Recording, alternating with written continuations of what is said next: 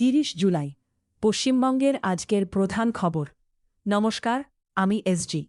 আপনারা দেখছেন বাংলার খবর। আজ 30 জুলাই। চলুন দেখে নেওয়া যাক আজকের পশ্চিমবঙ্গের গুরুত্বপূর্ণ খবর। আজকের শিরোনামে থাকছে রাজ্যের আবহাওয়ার আপডেট, প্রশাসনিক গুরুত্বপূর্ণ সিদ্ধান্ত, শিক্ষা, স্বাস্থ্য, উন্নয়ন এবং জেলার বিভিন্ন গুরুত্বপূর্ণ খবর। প্রথমেই আবহাওয়ার খবর। উত্তরবঙ্গের বেশ কয়েকটি জেলায় ভারী বৃষ্টির সম্ভাবনা রয়েছে। দার্জিলিং, কালিম্পং, জলপাইগুড়ি, আলিপুরদুয়ার ও কোচবিহারে প্রশাসনকে সতর্ক থাকতে বলা হয়েছে। দক্ষিণবঙ্গেও কয়েকটি জেলায় বিক্ষিপ্ত বৃষ্টির সম্ভাবনা রয়েছে।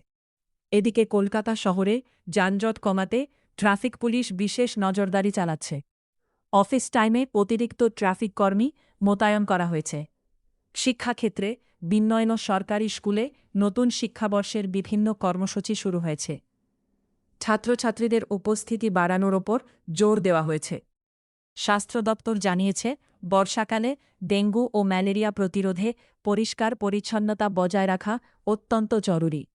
সাধারণ মানুষকে সতর্ক থাকার পরামর্শ দেওয়া হয়েছে।